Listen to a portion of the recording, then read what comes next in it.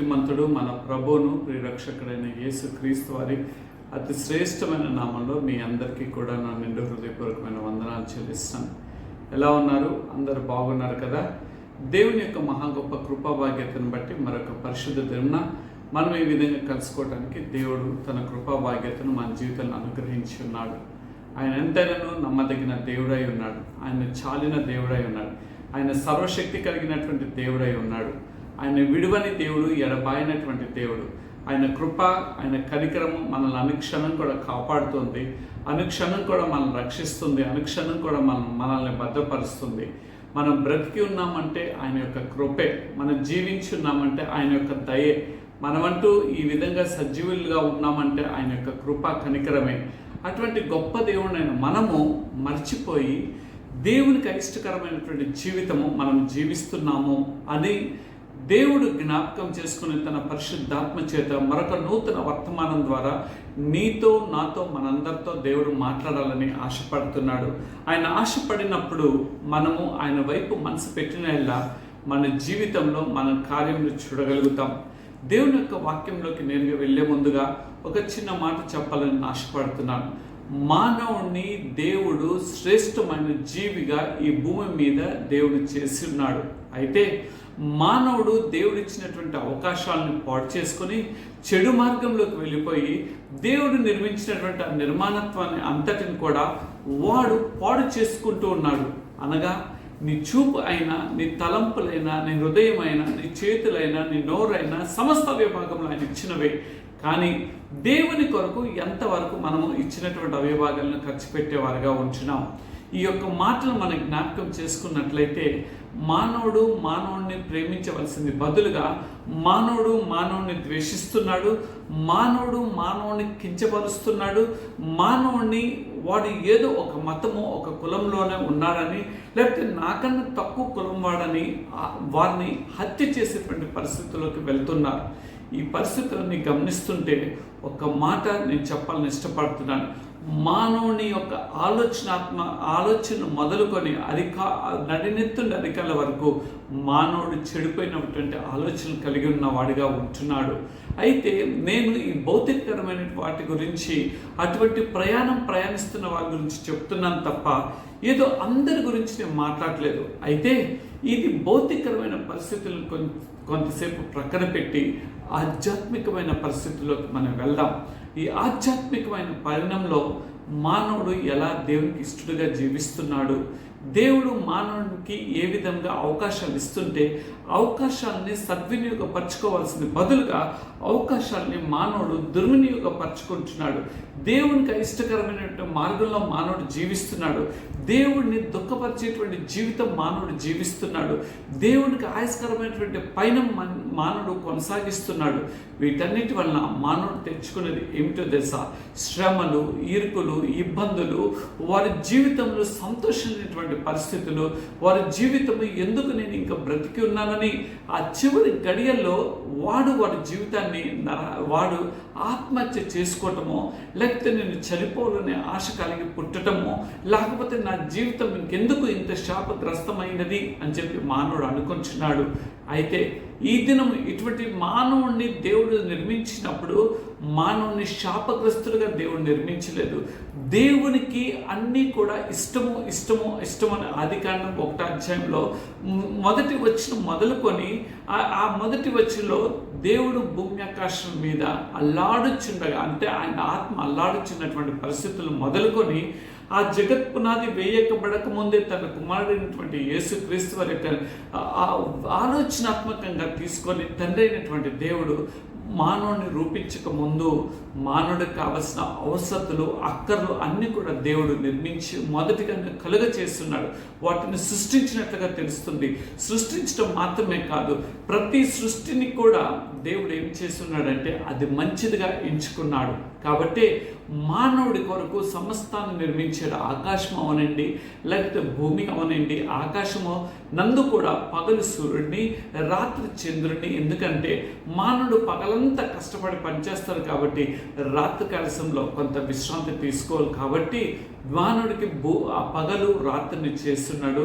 అంత మాత్రమే కదా, వెలుగును కలుగ చేయటం కొరకు సూర్యుడు నుంచి ఉన్నాడు, రాత్రి కాలశంలో వెన్నెలను కలుగ చేయటం కొరకు చంద్రుడి నుంచి ఉన్నాడు, నీ కొరకు నక్షత్రాలను ఉంచున్నాడు, భూమి మీద సముద్రాల్ని, కాలువల్ని, సమస్తాన్ని ఆయన నిర్మించి చివరికి వీటన్నిటి చేత ఆయన తృప్తి పొందక వీటన్నిటిని అనుభవించాలంటే నా రూపంలో ఉన్నటువంటి మానవుడు కావాలనుకున్నాడు. కాబట్టి మానవుడిని నిర్మించున్నాడు. ఎలా? ఏదో మానవుడాన్ని అయిపో అనంటే అవలేదండి. మానవుని ఎలా నిర్మించున్నాడో తెలుసా? ఆయన చేతితో ఆయన నిర్మించినట్లుగా తెలుస్తుంది. మానవుడు నిర్మించేటప్పుడు ప్రతి అవయ భాగం గురించి ఆయన ఎంత ఆలోచన చేయకపోతే, ఎంత ఆలోచనాత్మకంగా ఆయన యొక్క అడుగులు లేకపోతే ఆయన మానవుడు నిర్మించున్నాడు.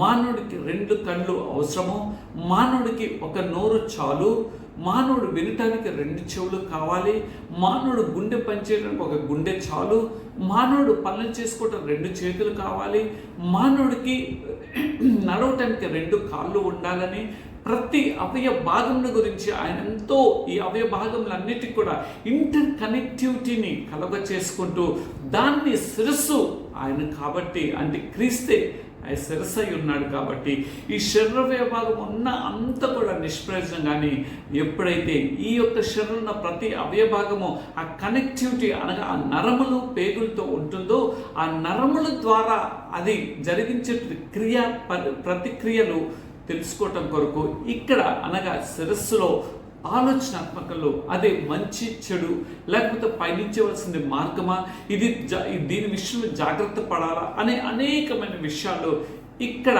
అనగా శిరస్సు. అందుకనే ఆయన శిరస్సు అయి ఉన్నాడు. నీ జీవితానికి ఆలోచనాత్మకమైనటువంటి ఆలోచనలు ఇచ్చేటువంటిది శిరస్సు నుండి ప్రారంభమవుతుంది. సైంటిఫికల్గా ఒక మెడికల్గా చెప్తున్నాను. ఈ దినం ఈ మాటలు తీసుకుంటున్నటువంటి నీవు అంతగా దేవుడు మానవుడు సృష్టిస్తే మానవుడు ఎందుకు చెడిపోయి ఉన్నాడు, మానవుడు ఎందుకు దేవుడికి ఇష్టకరమైన జీవితం జీవిస్తున్నాడు, దానికి గాను మూల వాక్యంగా రండి ఇర్మియా గ్రంథంలోకి మనం వెళ్దాం. ఇర్మియా గ్రంథము 13వ అధ్యాయం మనం గమనించినట్లయితే అక్కడ ఒక మాట రాయబడినట్లుగా మనకు తెలుస్తుంది. 13వ అధ్యాయము 23వ వచనము. Let us come to the Jeremiah 13th chapter 23rd verse. కూషి దేశస్థుడు తన చర్మమును మార్చుకొనగలడా అని అంటూ ఒక ప్రశ్న వేస్తూ, రెండో ప్రశ్న చూడం, చిరుత పులి తన మచ్చలను మార్చుకొనగలదా? 2 ప్రశ్నలు. కూషి దేశస్థుడు అనే పదాన్ని అక్కడ వాడాడు. రెండోది పులిని గురించి అక్కడ చిరుత పులి గురించి ఆయన అక్కడ తెలియచేస్తున్నట్టు కనిపిస్తుంది. 2 ప్రశ్నల్లో నుండి ఒక జవాబు. మార్చుకొనగలిగిన ఎడల కీడు చేటుకు అలవాటు పడిన మీరును మేలు చేయ వల్లపడును. అంటే మానవుడు గురించి చెప్పటం కొరకు 2 విషయాలు ఇక్కడ తీసుకున్నాడు. మొదట కూషి దేశస్థుడు, దీని గురించి ఇప్పుడు వివరణ వెళ్తే చాలా ముందుకు వెళ్ళవలసి ఉంది. కాబట్టి కూషి దేశస్థుడు చర్మమును తన యొక్క మెయిన్ విధానం ఏంటంటే చర్మం, స్కిన్, అబౌట్ ది స్కిన్, దాన్ని గురించి అతను మార్చుకోవటానికి ఇష్టపడ్డాడు కదా. రెండోది చిరుత పులి తనకు కలిగినటువంటి చర్మము ఏదైతే ఆ చారలు ఉన్నాయో దాన్ని మార్చుకోవటానికి కష్టతరం కదా. అట్లా మార్చుకున్న కష్టతరం అయినట్లయితే కనుక నీవు మేలు చేయట కొరకు ఎవరిని, నీ గురించి నా గురించి మార్పు కొనగలిగిన ఎడల, అంటే మనము మార్పు చెందగలిగిన ఎడల ఏమని అంటున్నారంటే అక్కడ కీడు చేయటకు అలవాటు పడిన మీరును మేలు చేయవలగును. ఎల్లప్పుడూ కూడా మానవుడి యొక్క ఆలోచనాత్మకంగా ఇతరు యొక్క మానవుడికి కీడు చేయాలని ఆలోచన చేస్తాడు. వాడికి ఏ విధంగా నష్టం కలిగి చేయాలని ఆలోచిస్తాడు. That is the human psychology. No human will have the perfect thinking. Always they think in a negative manner. In any aspect, not only everything, in any aspect they think their own selfishness. So the human being has become a bad human being. ఎందుకు చెడైపోయాడు అంటే మానవుడి యొక్క జీవితము ఇందు నిమిత్తమే. మేలు చేయటం మనం మానివేసి కీడు చేయటానికి మనం పూనుకుంటాము. కాబట్టి మనము చెడువారమైపోయి ఉన్నాం. అయితే ఈ చెడువారమై అన్నప్పుడు మనం చేయవలసినటువంటి చెడిపోయినటువంటి అవయవాలు అంటే దీని ద్వారా ఏ అవయవాలు మన యొక్క శరీర అవయవ భాగంలో చెడిపోతున్నాయి. ఎందుకనంటే మానవుడు చెడిపోయి ఉన్నాడు కాబట్టి ఈ దినం మానవుడికి వ్యాధులు వస్తున్నాయి, ఈ దినం మానవుడికి జబ్బులు కలుగుతున్నాయి, ఈ దినం మానవుడి యొక్క అవయవ భాగంలో సరిగ్గా పనిచేయలేకపోతున్నాయి. మానవుడు అనుకుంటున్నాడు, నేను తీసుకున్నటువంటి ఆహారం ద్వారా నాకు ఇటువంటి అనారోగ్యత వచ్చింది అని అనుకుంటున్నాడు. కానీ దాని అంతటికంటే శ్రేష్టమైంది ఒక 2-3 విషయాలు నేను చెప్పాలని అనుకుంటున్నాను. మొదటిగా మానవుడు కోపము వారికి బ్లడ్ అంటే రక్త పెంపుని అనగా దాన్ని ఇంగ్లీష్లో బ్లడ్ ప్రెషర్ అని అంటారు. బ్లడ్ ప్రెషర్ తీసుకుని వస్తుంది. ఆ బ్లడ్ ప్రెషర్ నెక్స్ట్ అల్టిమేట్గా డయాబెటిక్లోకి తీసుకుని వెళ్తుంది. That is the final stage. ఆ షుగర్ తన యొక్క శరీరాన్ని అంతటి కూడా తినివేసి చివరికి శరీరం కుళ్ళిపోయేటట్లుగా చేస్తుంది. రెండోదిగా మనుషుడు ఈర్ష్య పడటం వల్ల ఆ ఈర్ష్య వారి జీవితంలో అది ఒక రాచపుండులాగా తయారవుతుంది. దాన్నే మనం క్యాన్సర్ అని అంటాము.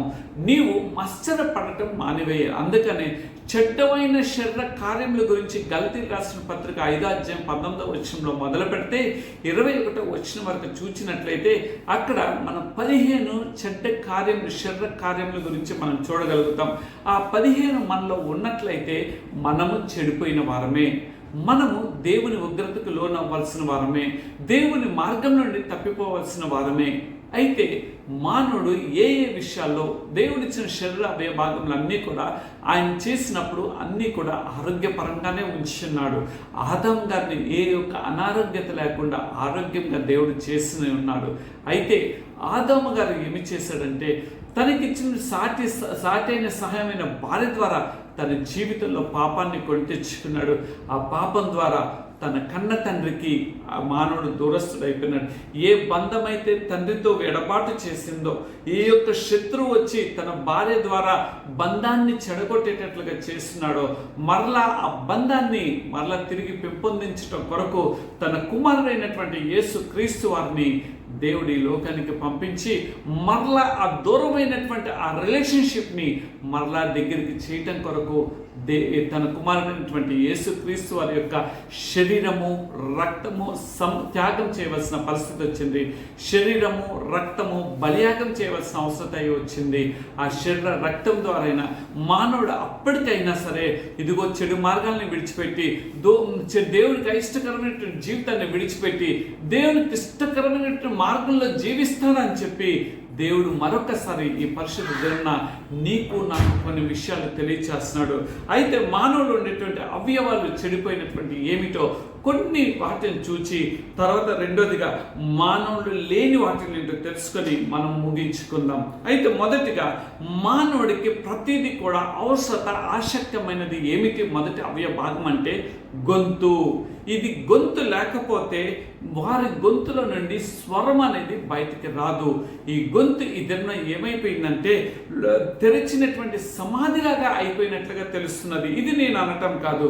రండి రోమీయులకు రాసిన పత్రిక 3వ అధ్యాయంలోకి వెళ్దాం. రోమీయులకు రాసిన పత్రిక 3వ అధ్యాయము 13వ వచనంలో వారి గొంతుక తెరిచిన సమాధి అని అంటున్నాడు. గొంతుక ఎలా అయిపోయిందండి? తెరిచినటువంటి సమాధి. ఆ తెరిచినటువంటి సమాధి ఏ విధంగా అయితే కుళ్ళు కంపు వస్తుందో వాడి గొంతుక మానవుడి యొక్క గొంతుక కూడా కుళ్ళు అనేది బయటికి వస్తూ ఉన్నది. ఆ కుళ్ళు ద్వారా వాడి గొంతుక నాశనం అయిపోతుంది. ఈ దినము మాట్లాడినటువంటి వ్యక్తులకి స్వరపేటికలు ఎందుకు పనిచేయట్లేదంటే వారు తెరిచినటువంటి సమాధుల వలె వాళ్ళ అవయవ భాగం పాడైపోయినట్లుగా తెలుస్తుంది. ఎందువల్ల?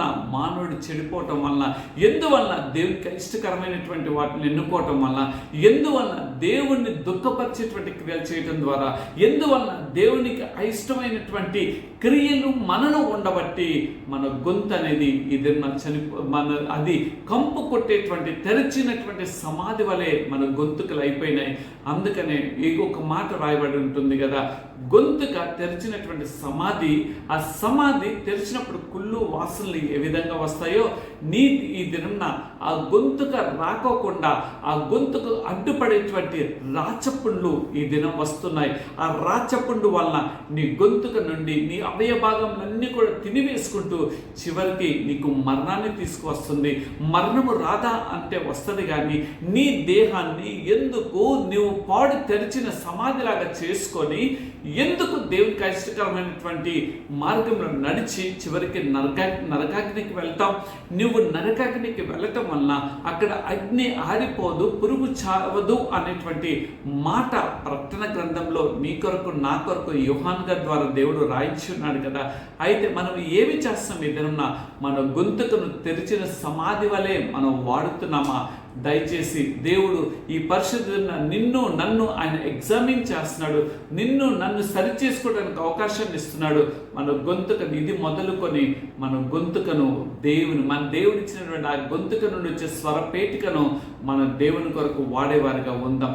చెడిపోయినటువంటి మన గొంతుకను మరొకసారి ఆధ్యాత్మికంగా మనం సరి చేసుకొని దేవుని కొరకు మేలుకరమైనటువంటి మాటలు మాట్లాడేవారుగా, దేవుని కొరకు వాడబడేటువంటి గొంతుగా మన గొంతు మారునట్లుగా దేవుని దగ్గర ప్రాధేయపడతాం. రెండో అవయభాగం గురించి మనం ఆలోచన చేసినట్లయితే నెక్స్ట్ రెండోది ఏమిటనంటే పెదాలు. ఈ పెదాల గురించి గ్రంథకర్త కీర్తనకారుడు ఒక మాట రాస్తాడు. ఏమిటో తెలుసండి? 140వ సంకీర్తన ఒక మాట, అద్భుతమైన మాట ఉంటుంది. 140వ సంకీర్తన 3వ వచనం, పాము నాలుక వలె వారు తమ నాలుకలు వాడిచేదు, వారి పెదవుల కింద సర్ప విషం ఉన్నది. ఏంటండి? ఈ యొక్క పెదవులు విషం వంటి అబద్ధములతో కూడుకొని ఉంటుంది. పెదవుల నుండి ఏమి వస్తున్నాయి? నీ మాట దేవుని యొక్క వాక్యం చెప్తుంది. నీ మాట అవునంటే అవును, కాదంటే కాదు అనేటట్లుగా ఉండాలి తప్ప మూడో మాట అనేది నా నుండి వచ్చినది కాదు, నేను పలికేటిది కాదు అని దేవుని యొక్క వాక్యం సెలవిస్తుంది. కానీ ఈ మూడో మాట మానవుడు దేవునికి ఎప్పుడైతే అవిధేయత చూపించున్నాడో, దేవునికి ఇష్టకరమైనటువంటి మార్గాన్ని ఎంచుకున్నాడో, ఆ మార్గం ద్వారా మానవుడు దేవునికి దూరస్తుడైపోయి సర్పము వలె అయిపోయినాయి. అందుకని దేవుడు అంటాడు, ఎప్పుడైతే దేవుడు ఆయన దిగి వచ్చి ఆదామా నువ్వెక్కడున్నావు అని అంటే ఆదాము గారు చాటును దాక్కున్నాడు. ఎందుకో తెలుసా? తన పెదవుల నుండి అబద్ధపు మాటలు ఏమని అన్నాడు తెలుసా? ఇది నా తప్పు కాదు, నీవు నాకు సాయం ఇచ్చినటువంటి స్త్రీ అని చెప్పి ఉన్నాడు. కానీ అక్కడ మన పితరుడైనటువంటి తండ్రి గారు చేయవలసింది ఏమిటో తెలుసా? ఇదిగో నాయనా, నేను తొందరపడిపోయి ఈ చెడు పని చేసి ఉన్నాను, నన్ను దయతో మన్నించని పాదాల మీద పడి ఉన్నంటే ఆ పెదవుల ద్వారా, ఆ గొంతుకను, ఆ స్వరపేటిక, ఆ పెదవుల ద్వారా దేవుడు తన కరుణ కటాక్షాలు చూపించి ఉండేవాడేమో. కానీ ఏది ఏమైనా మానవుడు దేవునికి విషపు సర్పం వలె అయిపోయి, విష సర్పము మాటకు లోబడిపోయి సర్వ సృష్టికర్త అయినటువంటి దేవుణ్ణి విస్మరించి బంగారం లాంటి జీవితాన్ని ఏదేను వనం నుండి బయటికి వచ్చేసి మరలా వెళుతారేమో అని చెప్పి అక్కడ అగ్ని అనేది ఖడ్గముల చేత దాన్ని మూసివేసినట్టుగా ఆ దినమున మనం చూడగలుగుతాం. ఆది కాండంలోనే ఉన్నది. నా ప్రియ సహోదరుడా, నా ప్రియమైన సహోదరి, మొదటిగా మన గొంతుక ఎలా ఉన్నది, రెండోదిగా మన పెదవులు ఏమి ఉచ్చరిస్తున్నాయి అనేది మనం సరి చేసుకుందాం. మూడోదిగా చూసినట్లయితే రోమీకి రాసిన పత్రిక, ఇందాకనే మనం చూసిన రోమీకి రాసిన పత్రిక 3వ అధ్యాయంలో మనం గమనించినట్లయితే ఇదే 13వ వచనంలో అక్కడ రాయబడి ఉంటుంది. ఏమనంటే అక్కడ ఉంటుంది చూడండి, మూడోది నాలుకను గురించి అక్కడ రాస్తున్నాడు. తమ నాలుకతో మోసము చేయదరు. ఈ మాట వినటానికి కొంత దూరంగా కనిపిస్తుంది. పెదవులతో నాలుకతో మోసం చేయటం ఏంటి అని ఆలోచన చేస్తాం. నాలుక నుండి వచ్చేటువంటి ప్రతి మాట కూడా మనిషి యొక్క జీవితాన్ని మోసపూరితంలోకి నడిపిస్తుంటుంది. మనిషి యొక్క జీవితాన్ని నాశనంలోకి తీసుకుని వెళ్తుంటుంది. మనిషి యొక్క జీవితాన్ని అగమ్య గోచరమైనటువంటి పరిస్థితిలోకి తీసుకుని వెళ్తుంటుంది. ఎందుకో తెలుసా? జీవ మరణంలో నాలుక వశంలో ఉన్నాయి అని దేవుని యొక్క వాక్యము చాలా సుస్పష్టంగా తెలియజేస్తుంది. అనగా నీ జీవితము పరిపూర్ణంగా చెందాలన్నా నాలుక దగ్గరే ఉంది. నీ జీవితము అకలతుకమైపోయి అగ్ని గంధకంలో కాల్చబడాలన్నా నీ నాలుకలోనే ఉన్నది. అందుకనే నువ్వు జీవించాలి అని అంటే, అనగా you want to enter in to the eternal life, then it depends upon your tongue. నీ నాలుక నీకు జీవాన్ని ఇవ్వాలన్నా, if you want to go to the hell, that is also depends upon the attitude of your tongue, నీ యొక్క నాలుక యొక్క ప్రభావం చేతనే, దాని యొక్క మార్గముల చేతనే మానవుడి యొక్క అవయము మానవుడు చెడిపోయినట్లుగా తెలుస్తున్నది. మొదటిగా గొంతుక చెడిపోయిందేమో, దేవా నన్ను సరిచేయి అని అడుగుతాం. రెండోది, మన పెదవులు దేవుడు కాల్చి పవిత్రమైన పెదవులుగా మార్చినట్లుగా దేవుని దగ్గర ప్రాధేయపడదాం. మూడోది, మన నాలుక మోసపుచ్చేదిగా ఉన్నదేమో, ఈ దిన దేవా నా నాలుక మోసపుచ్చేటువంటి నాలుకకు ఉందయ్యా, నన్ను క్షమించు అని దేవుని దగ్గర ప్రాధేయపడదాం. నాలుగో అవయవ భాగము ఏమిటి అని ఆలోచన చేసినట్లయితే పాదములు. అందుకని యెషయా గ్రంథకర్త రాస్తారు కదా, 59వ యెషయా గ్రంథము, Isaiah 59th chapter 7 and 8 verse, వారి కాళ్ళు పాపము చేయ పరిగెత్తుచున్నవి. మన కాళ్ళు ఎక్కడికి పరిగెత్తుతున్నాయండి? పాపం చేయుట కొరకు. మన పాదములు పాపం చేసే పాదాల కొరకు మన పాదములుగా ఉన్నాయా? దేవుడి యొక్క వాక్యము ఎందుకు నిన్ను నన్ను సరిచేస్తుందో తెలుసా? ఈ దిన మన పాదము arthritis problems, then accordingly to the age it's okay. But చిన్న పిల్లలు కూడా ఈ దిన కాళ్ళ నొప్పులతో వాళ్ళు బాధపడుతున్నారు. చిన్న వయస్కులు, ఒకవేళ 50 దాటిన వారికి రావా అని అంటే వస్తాయి. శరీరం బలహీనం అయిపోయిన దాన్ని బట్టి రావా అని అంటే తప్పకుండా వస్తాయి. కానీ రాకుండా కూడా కాపాడుకున్నటువంటి భక్తులు పరిశుద్ధ లేఖన గ్రంథంలో ఉన్నారు. అయితే నేనంటాను, ఒకవేళ చిన్న బిడ్డలు, యవన బిడ్డలు, లేకపోతే చిన్న వయస్కులు 9-10 సంవత్సరాలు కూడా వారు కొంత నడిస్తే నేను నడవలేను అని అంటున్నారు. ఎందుకనంటే తల్లిదండ్రుల యొక్క పాపము బిడ్డల మీద భారంగా ఎంచబడి, బిడ్డలు పాపాన్ని కని పాపంలో వారు జీవించటానికి తల్లిదండ్రులు కారకులు అవుతున్నారు. అందువలన పాపము మన పాదములు పాపంతో నిండి ఉన్నాయి. అందుకని చాలా అద్భుతము ఒక సన్నివేశం నేను చూసినప్పుడు నేను అనుకున్న, లోకానుసారంగా నేను ఏదో వారిని విమర్శించడం కాదు, వారు నా సహోదరులు కాబట్టి వారిలో నుండి నేను నేర్చుకున్నాను అనుకుంటాను. ఏమిటో తెలుసా? వారి యొక్క ఆలయంలోకి వెళ్ళేటప్పుడు, వారి మందిరంలోకి వెళ్ళేటప్పుడు, లేకపోతే ఒక విధంగా వారి మసీదులోకి వెళ్ళేటప్పుడు ప్రతి ఒక్క నా సహోదరుడు పాదములు శుభ్రంగా కడుక్కొని వారి యొక్క మసీదులోకి వెళ్తుంటారు, వారి యొక్క ఆలయంలోకి వెళ్తుంటారు.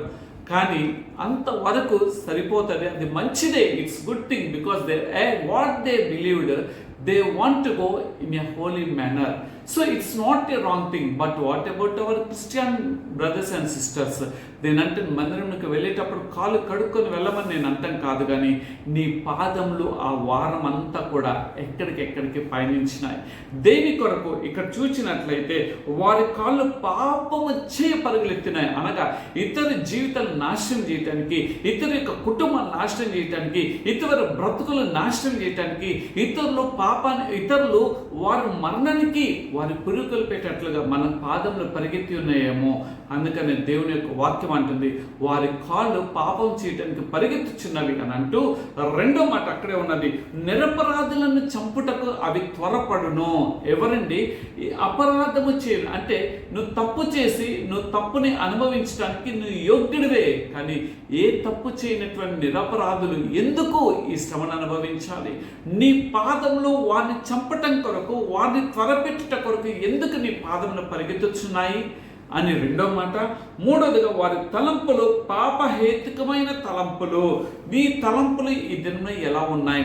నీ యొక్క పాదాలు నడిచేటువంటి ఆ పాదాలు ఆ యొక్క నరం సిస్టమ్ వల్ల, ఆ యొక్క నర్వ్ సిస్టమ్ వల్ల నీ తలంపుల్ని మార్చివేస్తుంది. ఆ తలంపుల వల్ల నువ్వు దేవునికి చెడిపోయినటువంటి వ్యక్తిగా కనిపిస్తున్నావేమో, దేవునికి అయిష్టకరమైనటువంటి మానవుడిగా నువ్వు కనిపిస్తున్నావేమో, దేవునికి దుఃఖం కలిగించేటువంటి వ్యక్తిగా నువ్వు కనిపిస్తున్నావేమో. కాబట్టి ఈ మనము జ్ఞాపకం చేసుకోవాల్సింది ఏమిటో తెలుసా? దేవా, మొదటి నా గొంతును ముట్టండి, రెండోది నా పెదవులు ముట్టండి, మూడోదిగా ప్రభా నా నాలుకను ముట్టండి, నోటిని, నాలుగోదిగా నా పాదాలని, నాయన పాపం కొరకు పరిగెత్తే పాదాలు కాదు కానీ తండ్రి, యెహోవాను కలిగినటువంటి పాదములు అతి సుందరమైనటువంటి పాదాలు, అవి అనేక మందికి ఆశీర్వదకరమైనటువంటి పాదాలుగా, అనేక మందికి దీవెనకరమైనటువంటి పాదాలుగా నా పాదములు ఉండాలి అని చెప్పి చెడిపోయినటువంటి ప్రతి అవయ భాగాన్ని మరలా దేవుని దగ్గరికి వచ్చి సరి చేసుకుంటే దేవుడు సరిచేయగలిగటానికి యోగ్యుడైనటువంటి దేవుడు. నా ప్రియ సహోదరుడా, నీ గొంతుక విధానము మారాలి, నీ పెదవుల యొక్క ఉచ్చారణ మారాలి, నీ నోరుని గురించి నువ్వు జాగ్రత్త పట్ట ఏంటి దేవుడు తెలియచేస్తున్నాడు.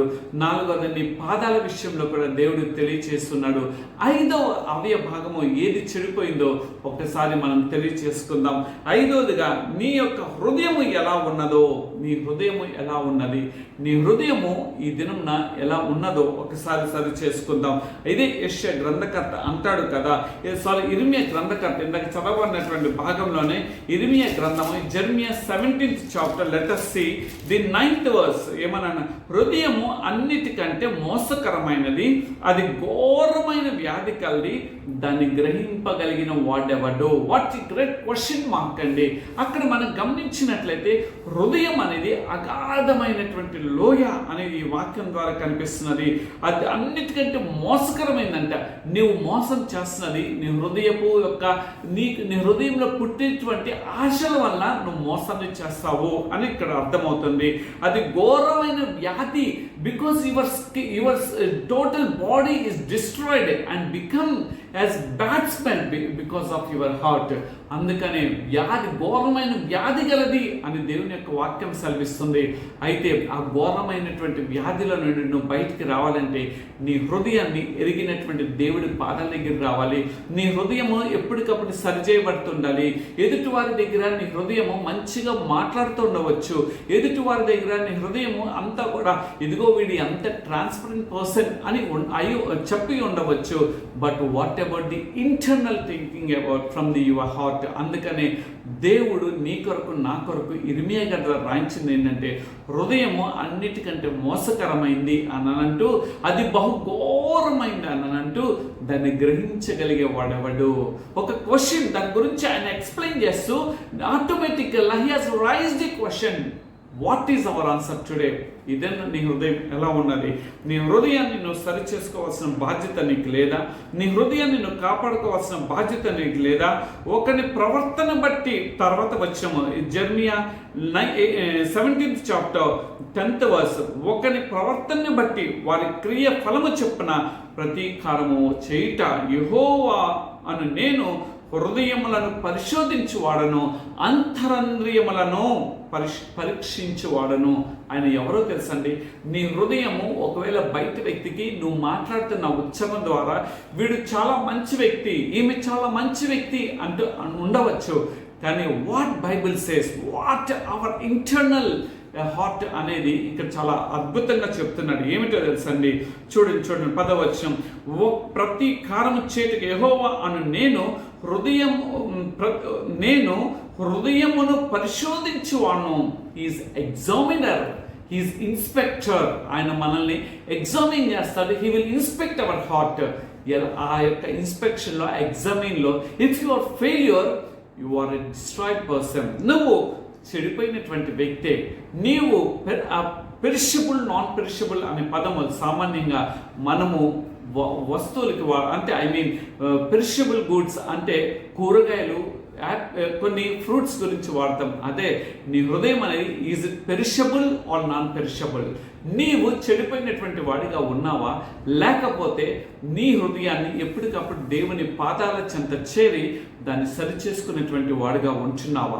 ఈ 6 అవయ భాగాలు ఎలా ఉన్నాయి? మొదటిగా మరొకసారి నీ గొంతు ఎలా ఉన్నది, నీ పెదవులు ఎలా ఉన్నాయి, నీ నాలుక ఎలా ఉన్నది, నీ యొక్క పాదములు ఎలా ఉన్నాయి, అదేవిధంగా నీ నోరు ఎలా ఉన్నది, 6వదిగా నీ హృదయం ఎలా ఉన్నది. 7వదిగా చూసినట్లయితే చూద్దాం. 7వ అవయ భాగము కంటి గురించి చాలా అద్భుతంగా చెప్తున్నారు. 2వ పేతురు రాసిన పత్రికలోకి వెళ్దాం. 2వ పేతురు రాసిన పత్రిక 2వ అధ్యాయము 15వ వచనంలో, తిన్నని మార్గము విడిచి బెయేరుకు మాడిన బిలాము పైన మార్గమును బట్టి త్రోవ తప్పిపోయేది. అంటే కన్ను చెడింది అనే మాట అక్కడ కనిపిస్తున్నది. దానికి గాను ఇంకా కొద్ది ముందుకి మనం వచ్చి ఆలోచన చేసినట్లయితే సామెతల గ్రంథకర్త ఒక అద్భుతమైన మాటను అక్కడ రాస్తున్నాడు. ఏమని అంటున్నాడంటే సామెతల గ్రంథకర్త అందరికీ తెలిసిన మాటే. 30వ సామెతల గ్రంథంలోకి మనం ఒకసారి వెళ్దాం. 30వ అధ్యాయము 13వ వచనంలో అంటున్నాడు, కన్నుల నెత్తికి వచ్చిన వారి తరపు కలదు, వారి కనిరెప్పలు ఎంత పైకెత్తబడి ఉన్నవి. ఈ దినము నీ కన్నులు పైకెత్తేసి ఇతరులను కించపరిచే వ్యక్తిగా మాట్లాడుతున్నావా? వాడు కూడా నీ ఎదుటున్న వ్యక్తి ఒకవేళ ఆర్థిక స్థితిగతుల్లో తక్కువ వాడై ఉండవచ్చు, లేకపోతే నీ ఎదుటున్నటువంటి వ్యక్తి ఒక అంతస్తులో చాలా కుదువైనటువంటి వ్యక్తి అవ్వచ్చు, లేకపోతే ఎదుటున్నటువంటి వ్యక్తి నీకన్నా ఉద్యోగంలో వాడు తక్కువ స్థితిలో ఉండవచ్చు. కానీ వాడు తగ్గించుకున్నాడని అంటే ఎందుకో తెలుసా? ఇదన్ను అనుభవించడానికి ఆ స్థితిగతులు రావడానికి నువ్వు అనుకుంటున్నావా? ప్రతి వ్యక్తి మన యొక్క ప్రభుత్వాలు చెప్తున్నాయి ఏమిటో తెలుసా? ప్రతి వ్యక్తి చదువుకోవాలి అని అంటున్నారు. కానీ ఈ దినం చదువు కంటే కూడా కన్నులు నెత్తికెక్కి చాలాసార్లు మన తల్లిదండ్రులు మనల్ని అంటుండారు, ఏరా కళ్ళు నెత్తికెక్కినయా అంటూ ఉండేవారు. అంటే పైకి కన్నులు ఉన్నప్పుడు వాడి క్రింద జీవితం ఏంటో వాడికి తెలియదు. అంటే నీ యొక్క కన్నులు నెత్తికొచ్చినటువంటి తరము వలె ఉంటుందా? అనగా నీ ఆధ్యాత్మిక స్థితి నేను ఏదో బాగున్నాను, నీ ఆధ్యాత్మిక స్థితి కంటే నాది ఉన్నతమైన స్థితిగా ఉందని చెప్పి గర్వంగా నువ్వు చెప్పుకుంటున్నావా? కాదు కాదు. నువ్వు ఎల్లప్పుడూ కూడా రొయ్యవలే నీ కన్నులు పైకి ఉండటం కాదు. కానీ నీ మానవుడికి దేవుడు కన్నులు ఎందుకు ఈ స్థితిగతులు వచ్చాడు తెలుసా? నీ యొక్క క్రింది అనగా మిగతా అవయ భాగములన్నిటి గురించి కూడా ఆలోచించేట కొరకే. అందుకని దేవుడు కంటి విషయంలో చాలా అద్భుతమైనటువంటి మాటలు ఆయన ఈ పరిశుద్ధ లేఖన గ్రంథంలో రాసినట్లుగా తెలుస్తుంది. నీ కనురెప్పలు ఏమైనా మూసుకొనబడినాయా? అదే నీ కళ్ళు కనబడలేదా, మూసుకుపోయినాయా అని ఎందుకు పెద్దవారు అంటారు అని అంటే, నీ కన్నులు ఇతరులను లెక్కించలేనటువంటి స్థితిలో ఉండి గర్వంతో నీ కళ్ళు నిండుకొని ఉన్నాయి. కాబట్టి ఆ గర్వాన్ని తగ్గించుకొని కిందకి రారా బాబు అని చెప్తున్నట్లుగా అర్థము. కాబట్టి నీ కన్నులు ఈ దినం ఎలా ఉన్నాయి? నీ కన్నులు పాపం లేని కన్నులుగా ఉంటున్నాయా, పాపాన్ని చూస్తున్నాయా? ప్రతి ఒక్క అవయ భాగంలో ఒక 2 మాటలు నేను చెప్పాలని ఇష్టపడుతున్నాను. మొదటిగా కన్ను చూస్తుంది, రెండోదిగా హృదయము చేయాలని అనుకుంటుంది, మూడోదిగా నీ యొక్క చెవులు పాపంను గురించి అన్నిటికంటే ఎక్కువ. కొన్నిసార్లైనా కన్నులు రాత్రి కలిసిన పడుకున్నప్పుడు విశ్రాంతి తీసుకుంటాయి, కానీ చెవులు మాత్రం 24/7 and life long it works. Why అంటే నీ చెవుల గురించి కూడా దేవుడు పరిశుద్ధ గ్రంథంలో రాయించున్నాడు. అయితే ఈ దినము నీ కన్నులు ఎలా ఉన్నాయి? పాపంతో ఎక్కడ చూసినా, రోడ్డు మీదకి వెళ్ళినా, సెల్ ఫోన్ ఆన్ చేసినా, లేకపోతే ల్యాప్టాప్ ఆన్ చేసినా, లేకపోతే ఇతర వ్యక్తుల్ని మనం రోడ్డు మీద చూసినా, ఇతర వ్యక్తి యొక్క వస్త్రధారణ ఎదుటి వ్యక్తి యొక్క పాపానికి పురుకొల్పేటట్లుగా వారి కన్నులను ప్రేరేపితం చేసేటట్లుగా ఉన్నాయి. అనగా each and every aspect our eyes of damaging, మన కళ్ళు పాడైపోతున్నాయి. కాబట్టి నీ కన్నులు పాపంలో నుండి బయటికి రావాలని దేవుడు ఈ పరిశుద్ధ దినం నన్ను హెచ్చరిస్తున్నాడు. ఎలా ఉన్నాయి నీ కన్నులు? ఈ దిన కన్నులు మనల్ని సరి చేసుకోవాలి. ఈ 7 అవయ భాగాల్లో నుండి ఆఖరిగా చేతుల గురించి కూడా చెప్పి నేను తర్వాత అంశంలోకి వెళ్తాం. నీ చేతులు ఎలా ఉన్నాయి? యెషయా గ్రంథకర్త అంటారు కదా, 59వ అధ్యాయంలోనే రాయబడి ఉంటుంది 3వ వచనం, మీ చేతులు రక్తము చేతను, మీ వ్రేళ్ళు దోషము చేతను అపవిత్రపరచబడి ఉన్నవి అని అంటున్నాడు. మన చేతులు ఎలా ఉన్నాయండి? రక్తరాపదన చేత. ఆ దినం నా యేసు క్రీస్తు ప్రభువు వారిని నువ్వు ఈ దినం అంటూ ఉండవచ్చు, ఎప్పుడో 2000 సంవత్సరాల క్రితం యేసు క్రీస్తు వారిని చంపింది ఆ యూదులు కదా, ఆ రోమా సామ్రాజ్యం వారు కదా. అయితే వారు పొడిచారు, చంపారు, అన్ని చేశారు. నేను ఎక్కడ ఉన్నానని నువ్వు అంటూ ఉండవచ్చు. ఒక మాట చెప్పన, ఆధ్యాత్మికమైన ఆలోచన విధానంలోకి వెళ్ళినట్లయితే మన శరీర ప్రతి అవయ భాగముల చేత మనం ఎంతెంత అపవిత్రపరిచి ఆయన చేతులకి గాయాలు రేపేవారుగా మనం ఉంచినాం. ఆయన గాయాలు 2000 సంవత్సరాల క్రితం జరిగినటువంటి గాయములు కాదండి, అనుక్షణము కూడా, ప్రతి గడియ కూడా ఆయన గాయాలు, ఆయన చేతులు ఉన్నటువంటి గాయాలను మనం రేపేవారిగా ఉంచినాం.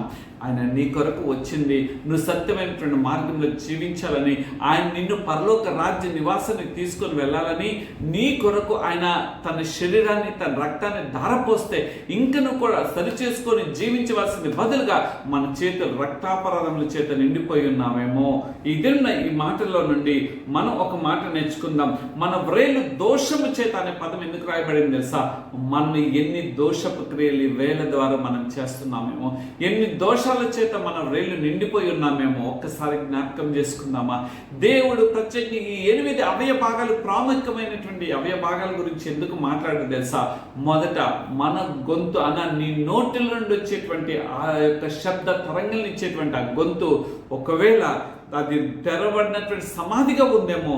కాదు కాదు దేవా, నా తెరవబడినటువంటి సమాధి కాదు, ఆ పాపము ఆ దోషం సమస్తం మూసివేసి, సమాధిని మూసివేసి, అయ్యా నీ కొరకు నాయన స్వరపేటికను తెరిచేవాడుగా నన్ను మార్చు, నా యొక్క గొంతుని నీ కొరకు వాడబడేవాడిగా నన్ను మార్చని మనం అడుగుతాం.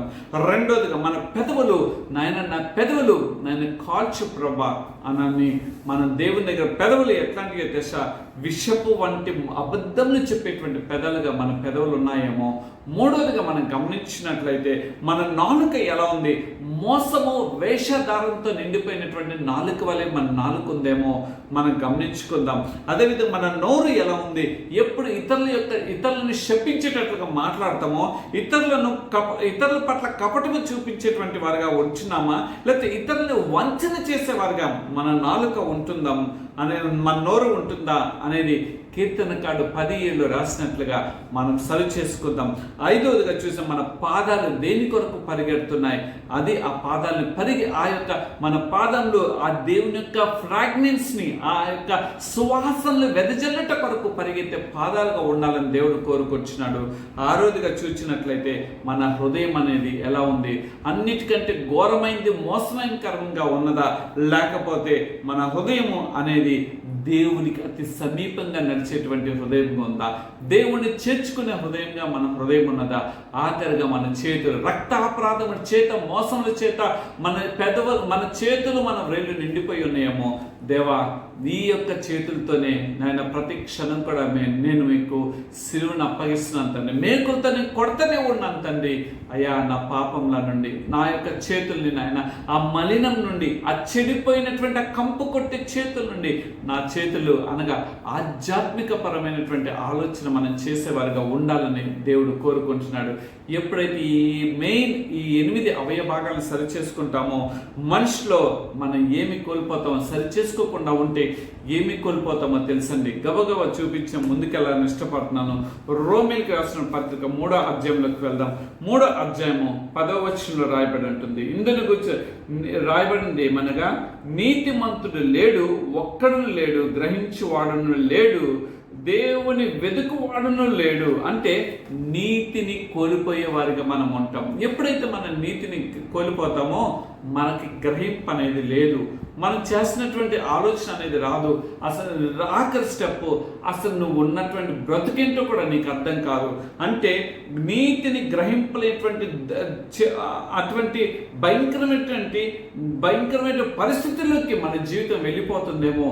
నీతిని కాపాడుకో. అందుకనే దైవజనుడైనటువంటి పౌలు గారు అంటారు, నా నీతిని కాపాడుకుంటుని అని అంటున్నాడు. నీతిని ఈ దినం మానవుడు పోగొట్టుకుంటున్నాడు. ఒక మాట నేను చెప్పాలని ఇష్టపడుతున్నాను. నీతి అనీతికి కొరకు మానవుడు ఎంత భయంకరంగా ముందుకెళ్ళిపోతున్నాడో తెలుసండి. ఇవి మనం ఎక్కడ చూసినా సరే, భర్త ఉద్యోగానికి వెళితే భార్య ఇంట్లో ఉండి సెల్ ఫోన్ చూసుకుంటూ వేరే అక్రమ సంబంధాల్లోకి వెళ్ళిపోతున్నారు. భర్త ఉద్యోగాలకు వెళ్ళి అక్కడ వేరే అక్రమ సంబంధంలోకి వెళ్తున్నారు. ఈ 2 చాలనట్టు పిల్లలు కూడా ఈ దినం వారు పోర్న్ సైట్స్ వారు చూసి వారి యొక్క వారి శరీరం చెడిపోయి వారి హృదయంలో నుండి వారి తలంపులు బయలుదేరి వారి తలంపులు ఎలా అయిపోయినాయి తెలుసండి, చిన్నతనంలోనే రేపిస్టులుగా అయిపోతున్నారు. ఎక్కడికి వెళ్తుంది? ఎందుకో తెలుసా? నీతి ఉంటే శరీరం యొక్క ఏ విధంగా దాన్ని కంట్రోలింగ్లో పెట్టుకోవాలో ఒక ఆలోచన అది మనకు వస్తుంది. ఈ దిన అది మానవుడు కోల్పోతున్నాడు, మానవుడు దాని నుండి దూరం అయిపోతున్నాడు. అందుకే అనీతి, ఎక్కడ చూసినా అనీతి పెరిగిపోయింది. ఒక వ్యక్తి తను ఇచ్చుకోలేడు డబ్బులు, అయితే వెళ్ళి అన్నా అలాంటి అయ్యగారు నాకు ఈ పని చేసి పెట్టానంటే ఎంత ఇస్తావు అని చెప్పేసి అనే వ్యక్తులే ఉన్నారు తప్ప, అయ్యో కష్ట సమయంలో నాకు దానికి పొజిషన్ వచ్చిందనంటే ఆ వ్యక్తి త్యాగం చేసి ఉన్నాడేమో, ఆ యొక్క వ్యక్తి చదువుకొని ఉంటే ఈ దినం నా స్థితి ఇక్కడ ఉండేది కాదు అని చెప్పి అర్థం చేసుకొని నీతిగా ఆ యొక్క చేయవలసినటువంటి పని చేస్తే వారు ఎప్పుడు కూడా దేవుని చేత పొగడబడేవారిగా ఉంటారు. కానీ ఈ దినంలో నీతి అనేది సన్నగిల్లిపోయింది. ఒక మాట చెప్పన, దేవుని యొక్క భక్తులు, దేవుని యొక్క క్రైస్తవులు కూడా చాలామంది అనీతికరమైనటువంటి క్రియలు చేస్తున్నారు. ఎందుకో తెలుసా? నేను ఎన్నో కోట్లాది రూపాయలు పెట్టి ఈ సీటును కొనుక్కున్నాను, ఈ ఉద్యోగాన్ని కొనుక్కున్నాను, so what I have to do, I have to earn అని చెప్పి వారు ఏం చేస్తున్నారు తెలుసా, బల్ల కింద అనీతికరమైనటువంటి చేతులను, అందుకనే మీ చేతులు రక్తాపరదముల చేత మీ వ్రేళ్ళేమో మోసకరం చేత నింపబడి అని ఎందుకని అన్నారో తెలుసా, నీలో నీతి చచ్చిపోయింది, అందుకని మీ దేహం చెడిపోయిందేమో. మనం అందరం సరి చేసుకుందాం. రెండోదిగా మానవుడికి కోల్పోయింది ఏంటో తెలుసా, ఇదే రోమీయులకు రాసిన పత్రికలోకి 3వ అధ్యాయము 11వ వచనంలోకి వెళ్ళినట్లయితే అక్కడ ఒక మాట, అది ఇప్పుడే చదివాం కదండి, మనకి గ్రహింపులేనటువంటి పరిస్థితి, గ్రహింపలేని వాడు లేడు అనే మాట ఉంది. అంటే ఏది మంచి, ఏది చెడు, ఏది చేయాలి, ఏది చేయకూడదు, ఏది చేయటం వల్ల ఏ నష్టం వాటిల్లుతుంది, ఏది చేయటం వల్ల ఏ కష్టం వస్తుంది అనేది గ్రహింపు లేకుండా ఒక మూర్ఖ స్వభావంతోనే మానవుడు ముందుకు వెళ్ళిపోయి ఆ మూర్ఖత్వంలో పడి వాడి జీవితాన్ని నాశనం చేసుకున్నాడు. కాబట్టి దీనివల్ల కలిగేది ఏమిటో తెలుసా, గ్రహింపు అనేది నీ శరీరం చనిపోవడం, నీ అవయవాలు పాడైపోవటం, చెడిపోవటం వలన నీకు గ్రహింపు అనేది ఉండదు. మూడవదిగా చూసినట్లయితే రోమీయులకు రాసిన పత్రిక 3వ అధ్యాయం 12వ వచనం, అందరినూ త్రోవ తప్పి ఏకంగా పలికి మాలిన వారైది. అంటే త్రోవ తప్పితే పనికి మాలిన వారైపోతున్నారు. ఈ దినం నువ్వు త్రోవ తప్పిపోయినావా, దేవుడు నీకు చూపించినప్పుడే ఐ ఆమ్ ది వే అని అన్నాడు కదా, అయితే ఆయన త్రోవ, నేనే మార్గం అని అన్నాడు కదా, ఐఎమ్ ది ట్రూత్ అని అన్నాడు కదా, ఐ ఆమ్ ది లివింగ్ అని అన్నాడు కదా, అయితే నువ్వేం చేస్తావు? ఇదేనా ఆ యొక్క మార్గాన్ని విడిచిపెట్టినావా? Are you living that way and you are going in your own path, finally it leads to death, but death will come, but the dangerous death why we have to get. మనం ఎందుకు ప్రమాదకరమైనటువంటి చావును తెచ్చుకోవాలి? మనం చేయవలసింది ఏమిటో తెలుసా, మనము సరిగ్గా మనం జీవించవలసింది ఏమిటో తెలుసా, ఈ యొక్క మంచి చెడు ఏంట అనేది మనం తెలుసుకొని ఆ మంచి మార్గంలో నడిచేటువంటి గ్రహింపును మనం కలిగి ఉన్నప్పుడు ఆ గ్రహింపు మన నీతిలోకి నడిపిస్తుంది. 4వదిగా చూసినట్లయితే మన జీవితం లోపించింది. 17వ వచనం, Romans 3rd chapter 17th verse, శాంతి మార్గము వారు ఎరుగరు. మన జీవితంలో శాంతి లేదు. ఇదేమన్నా నిజమే, ఈ మానవుడికి ఎవ్వడికి కూడా శాంతి లేనటువంటి అశాంతికరమైనటువంటి జీవితంలో మానవుడు జీవిస్తున్నాడు. ఎందుకో తెలుసా, మానవుడికి దేవుడికి అయిష్టత కాకుండా నా శాంతిని నీకు అనుగ్రహించి లోకం ఇచ్చేటువంటి శాంతిది కాదని యోహాను సువార్త 14:1 అన్నారు కదా. ఆ శాంతి కొరకు మానవుడు దేవుడి దగ్గర ప్రాధేయపడుతున్నాడా? ఆ శాంతిని సంపాదించడం కొరకు మానవుడు దేవుని దగ్గర ప్రాధేయపడుతున్నాడా? కాదు. తను ఏదేదో చేసి దేని కొరకు పరిగెత్తి ఏదో యాగాలు, యజ్ఞాలు, వ్రతములు చేసి శాంతిని పొందుకోవాలనుకుంటున్నాడు. కానీ వాడి జీవితంలో అశాంతే కలుగుతుంది. నా ప్రియ సహోదరుడా, శాంతి లేని నీ జీవితానికి శాంతి ఇచ్చేవాడు నేను ప్రకటించేటువంటి నా దేవుడు మాత్రమే, నేను నమ్మినటువంటి నా దేవుడు మాత్రమే శాంతినిచ్చేటువంటి దేవుడు. ఎందుకంటే లోకం ఇచ్చేటువంటి శాంతి, పుస్తకం ద్వారా వచ్చేటువంటి శాంతి, లేకపోతే నీ చదువుల ద్వారా వచ్చే శాంతి, నీ ఉద్యోగం ద్వారా వచ్చేటువంటి శాంతి, నీ యొక్క బిజినెస్ ఎర్నింగ్స్ వలన వచ్చేటువంటి శాంతి కాదు. నా శాంతి ఇట్స్ సపరేట్ వే. ఆ పీస్ని పొందుకోవాలంటే, ఆ శాంతిని పొందుకోవాలంటే ఆయన మార్గంలో నడిచేవారుగా ఉండాలి. ఎప్పుడైతే మన శాంతిని పోగొట్టుకుంటామో మనలో మంచి అనేది ఉండదు. ఎప్పుడైతే మంచిని మనం పోగొట్టుకుంటామో దేవుని గురించిన ఆశ అనేది ఉండదు. గ్రహించలేని వారిగా ఉంటామో, ఎప్పుడైతే గ్రహించలేని వారిగా మనం ఉంటామో దేవుడు అంటే ఎవరో కూడా తెలియని వారిగా ఉంటాం. ఎప్పుడైతే తెలియని వారిగా ఉంటామో మన నీతి లేని మార్గంలో మనం పయనిస్తాం. ఆఖరిగా చూసినట్లయితే దేవుడు అంటే భయమే మానవుడికి లేకుండా అయిపోయింది. దేవుడు చూస్తున్నాడనే భయం అసలు లేదు. ఇదే చూడండి, Romans 3rd chapter 18th verse అంటుంది, వారి కన్నుల ఎదుట దేవుని భయము లేదు. ఈ దినం ఏ మాత్రం కూడా భయం అనేది లేదు. భర్తకి దొరికిపోతే భార్య ఏం చేస్తుంది తెలుసా, నీకు ఇష్టం ఉంటే ఉండు, లేకపోతే వెళ్ళిపోరా అని అంటుంది. దేవుడు భర్తని ఈ దినంలో చాలా మంది పిలిచేది ఏంటంటే రా అనే పేరుతో పిలుస్తున్నారు. ఇది రా అనేది కూడా భర్తలు కూడా లోబడిపోబట్టే అలా వస్తుంది. ఇదేదో నేను విమర్శనాత్మకంగా చెప్పటం కాదు. పరిశుద్ధ లేఖన గ్రంథంలో మనందరికీ విశ్వాసులకు తండ్రి అయినటువంటి అబ్రహాం గారు శారమ్మ గారు తన భర్తను ఏమని పిలిచిందో తెలుసండి, మై లార్డ్ అంటే నా యజమానుడా అని పిలిచింది. ఈ దినం ఎంతమంది అలా పిలుస్తున్నారు భర్తల్ని? ఈ దిన ఎంతమంది భర్తల్ని ఇగో అండి అని, లేకపోతే మనకు ఉన్నటువంటి తెలుగు ఉచ్చారణ బట్టి చెప్తున్నాను, గౌరవార్థకంగా నీ భర్తను పిలుస్తున్నాను, లేకపోతే పేరు పెట్టి పిలిచేసి అరే సన్నిగా అని పిలుస్తారు, సంజయ్గా అని పిలుస్తారు. This is not the right way. నేను ఏదో అంటే నా పేరు పెట్టుకొని నేను చెప్తున్నాను తప్ప ఇతరుల గురించి నేను విమర్శన చేయట్లేదు. ఈ దినం నీ భర్తని నువ్వు గౌరవించే వ్యక్తిగా ఉంచినావా? నీ కన్నులు ఏదైతే నీ భర్తని శిరస్సు అని నువ్వు గ్రహించినట్లయితే భర్తను గౌరవిస్తావు. ఎందుకు ఈ మాట అంటున్నది తెలుసా? నువ్వు భర్తను గౌరవించడం నేర్చుకోగలిగితే దేవుడు సంఘానికి శిరస్సు, అంటే నీ కుటుంబానికి శిరస్సు దేవుడు కాబట్టి దేవుణ్ణి గౌరవించగలుగుతాం. ఎప్పుడైతే ఈ ఆదిమే చెడిపోయిందో, ఈ యొక్క మూలమే చెడిపోయిందో, totally all the things are being destroyed. అన్నీ కూడా చెదిరిపోయినాయి, అవన్నీ కూడా పగిలిపోయినాయి. ఈ దిన నీ భర్తను నువ్వు ఎలా పిలుస్తున్నావు?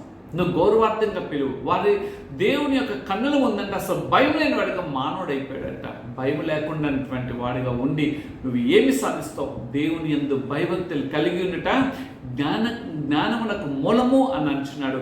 దేవుని యందు భయభక్తి కలిగి ఉన్నట జీవమున సాధనము అని అంటున్నాడు. దేవుని యందు భయభక్తి కలిగి ఉన్నట వివేకము అని అంటున్నాడు. ఎంత అద్భుతమైన మాటలు సామెతల గ్రంథకర్త ద్వారా దేవుడు నీకు నాకు ఈ పరిశుద్ధ లేఖన గ్రంథంలో రాయించి ఉంచున్నాడు.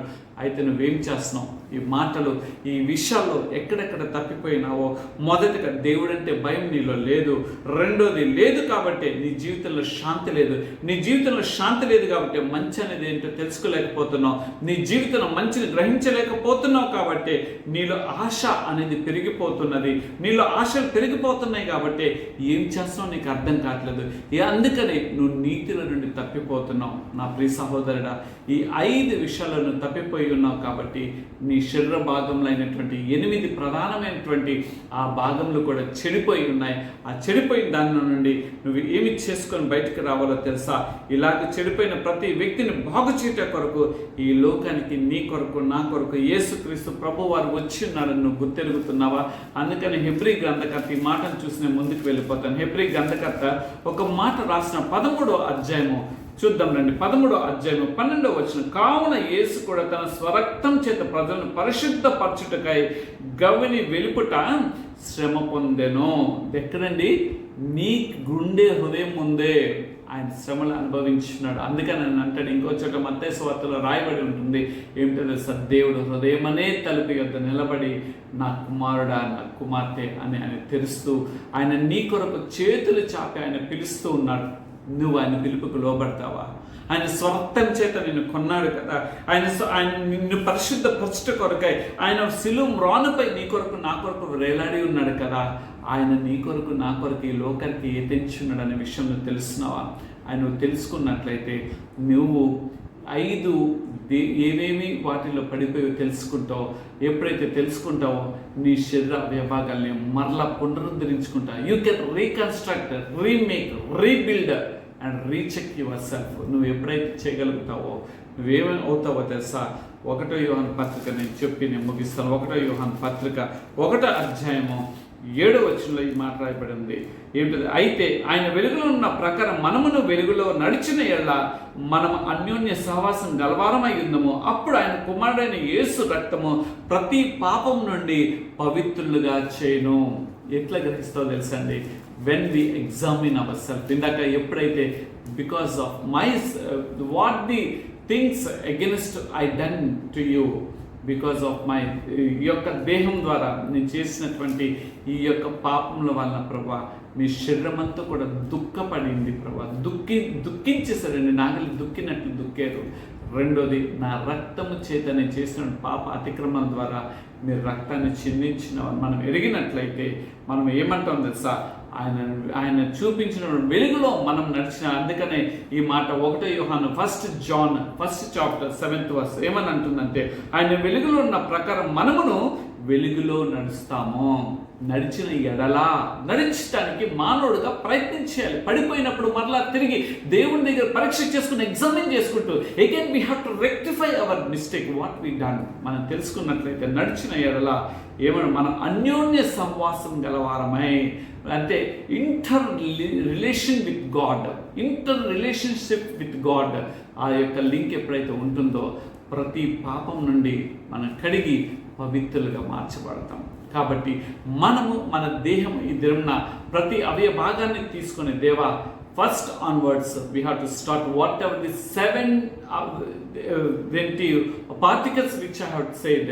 Not only that, other particles also there in our body, but main particles have been explained, and from that how we destroyed all these particles, how to come out from all these, then what we have to decide ourselves.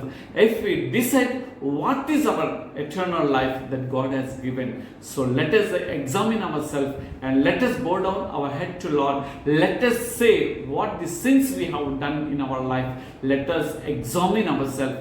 Let us self-examine and let us each and everything, if we bow down to God, మనం దేవునికి ప్రతిదీ కూడా సమర్పించుకున్నట్లయితే దేవుడు మనల్ని చేర్చుకొని చెడు మార్గంలో నుండి నీతికరమైన మార్గంలో నడిచినప్పుడు పౌలు గారు అన్నట్లుగా, ఇదిగో నా కొరకు నీతి జీవ కిరీటం దాచిపడి దాని కొరకే నేను ఈ పందెంలో ఈ జీవన యాగం పందెంలో పరిగెత్తుంది అని మనం కూడా చాలా ధైర్యంగా ఆ మాటలు చెప్పగలుగుతాం. కాబట్టి అటువంటి మహా గొప్ప కృపా భాగ్యత దేవుడు మనందరికీ దయచేయునుగాక. ఆమేన్. రండి, చిన్న ప్రార్థన చేసుకొని మన జీవిత ప్రయాణంలో కొనసాగిపోదాం. పరిశుద్ధుడా, సర్వోన్నతుడా, సర్వశక్తిమంతుడా, మా గొప్ప ప్రియ పరలోకపు తండ్రి, మీ ఘనమైన, అద్వితీయమైన, అతి శ్రేష్టమైన, పూజ్యమైన నామానికి స్తుతులు నాయన.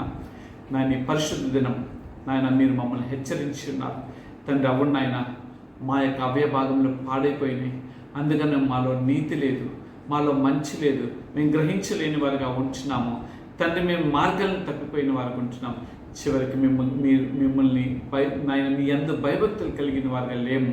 అందుకనే మా జీవితం అంతా కూడా నష్టాలు, కష్టాలు, శ్రమలు, ఇరుకులు, ఇబ్బందులు ఎదుర్కొంటున్నాం తండ్రి. ఈ పరిశుద్ధ మీరు మమ్మల్ని హెచ్చరించి ఉన్నారు తండ్రి. ఈ 2025 సంవత్సరం ఇంకా మా మధ్య కొన్ని దినములు మాత్రమే ఉన్నాయి ప్రభా.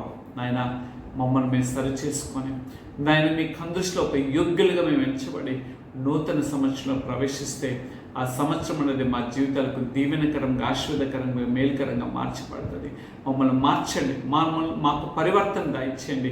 మీ ప్రియ కుమారుడిగా, మీ ప్రియ కుమార్తెగా మమ్మల్ని ఎంచుకోమని అయ్యా. ఇదిగో నాయన మీ యొక్క దాసుడుగా నన్ను అభాగ్యుని ఎన్నిక లేనివాడిని నన్ను నేను నిలబెట్టుకొని మీ కృపా భాగ్యతనిచ్చి ఏ మంచి లేనివాడిని నన్ను మీ సిలువ చాటును మరుగుపరిచి మరొకసారి let me examine my self అన్నట్లుగా నన్ను నేను పరిశోధించుకోవటానికి, నన్ను నేను సరిచేసుకోవడం మరొక అవకాశం ఇచ్చినందుకు మీకు వందనాలు చెల్లిస్తూ తండ్రి. మీ రాకడ ఆలస్యం అయితే ప్రభా, ఇదిగో మరొక నూతన వారాన్ని మేము చూడగలిగే కృపా భాగ్యత దయచేయమని మీ దయగలిగిన హస్తాలకు మమ్మల్ని మేము అప్పగించుకుంటూ నజరుడైన యేసు క్రీస్తు వారి అతి శ్రేష్టమైన నామల్ని ప్రార్థన అడిగి వేడుకొంచున్నాం తండ్రి. ఆమేన్. తండ్రి దయ, కుమారుని ప్రేమ, పరిశుద్ధాత్మ అన్యోన్య సహవాసం మనందరికీ తోడయండి. ఆయన రాకడ పర్యంతం మనందరం కూడా ఆయన కొరకు సత్య మార్గంలో నడిచి మనం ఆ నిత్య జీవాన్ని పొందుకునే కృపా భాగ్యత దేవుడు మనందరికీ దయచేయునుగాక. ఆమేన్, ఆమేన్, ఆమేన్. మంచిది నా ప్రియ సహోదరుడా, నా ప్రియమైన సహోదరి. దేవుని యొక్క పరిశుద్ధ నామాన్ని బట్టి దేవుడు నీతో నాతో మాట్లాడి ఉన్నాడు. ఆయన వాక్యము బలమైనటువంటి వాక్యము. ఆయన వాక్యం చేత మన జీవితాలను కడుక్కుందాం, మనలో ఉన్నటువంటి అపవిత్రతను తొలగించుకుందాం, ఆయన కొరకు సజీవ యాగంగా నిలబడదాం. అప్పుడు దేవుడు తన యొక్క కృపా బాధ్యతను బట్టి మన జీవితాలను దీవెనకరంగా, ఆశీర్వాదకరంగా మారుస్తాడు. మా కొరకు మా పరిచర్ల గురించి మీ అనుదిన ప్రార్థనలు జ్ఞాపకం చేసుకోమని మీ ప్రార్థన సహాయ సహకారాలు కోరుకుంటున్న మీ యొక్క ఆత్మీయ సహోదరుడు Kalapala Sanjay. Thank you very much. God bless you all. Shalom. And ఇంకొక చివరి మాట, నా కలపాల సహోదరులు అందరికీ కూడా ఈ యొక్క ఛానల్ ద్వారా, ఎందుకంటే ఒక మాట చెప్పమని కోరి ఉన్నారు కాబట్టి ఒక మాట చెప్తున్నాను. ఈ యొక్క నెల 15వ తారీఖున గెట్ టుగెదర్ అనేది ఒకటి కలపాల వారు గన్నవరం SVN ఫంక్షన్ హాల్లో పెట్టడం జరిగింది. నవంబర్ నెల 15వ తారీఖున 2025 సంవత్సరము ఎట్ గన్నవరం, ఆంధ్రప్రదేశ్, కృష్ణా డిస్టిక్ ఆ ఏరియాలో పెట్టడం జరిగింది. So if any my కల్పాల family is watching this, please let us all they are inviting for all of us to attend that meeting. Please, this is not ఇది యొక్క మార్గం ఏంటనంటే అన్యుల వల్లే మార్గం కాదు, కానీ కలపాల వారు ఎక్కడెక్కడ ఉన్నారో ప్రపంచవ్యాప్తంగా వారందరూ ఒకసారి కలుసుకోవాలన్న ఆశతో. దీని గురించి నాకు తెలిసింది ఏమిటనంటే అనేకమైన రాష్ట్రాల్లో మాత్రమే కాదు, దేశాల్లో ఉన్నవారు కూడా ఆ దినం వస్తున్నారని తెలుస్తుంది. కాబట్టి ప్రతి ఒక్కరూ చేతనైతే కలవటానికి సహాయం దయచేయండి. అట్లా అన్నిటికంటే ముఖ్యం కూడా ప్రార్థన ఎంతో ప్రాముఖ్యమైనది. మన శరీర అవయభాగములు పాడవకోకుండా ఆ శరీర అవయభాగములన్నీ కూడా దేవుడు పరిశుద్ధపరిచి పవిత్రమైనటువంటి జీవితం జీవించి ఆయన కొరకు, ఆయన రాజ్యంలో మనం కట్టబడాలని దేవుడు కోరుకుంటున్నాడు. అటువంటి మహా గొప్ప కృపాభాగ్యత దేవుడు మనందరికీ దయచేయనట్లుగా మీ ప్రార్థనలో మీరు సరిచేసుకుంటూ ప్రార్థించాలని, ప్రత్యేకంగా మా గురించి కూడా, మా పరిచర్ల గురించి కూడా మీ అనుదిన ప్రార్థనలు జ్ఞాపకం చేసుకోమని మీ ప్రార్థన సహాయ సహకారాలు కోరుకుంటున్న మీ యొక్క ఆత్మీయ సహోదరుడు Kalapala Sanjay. Thank you very much. God bless you all. Shalom.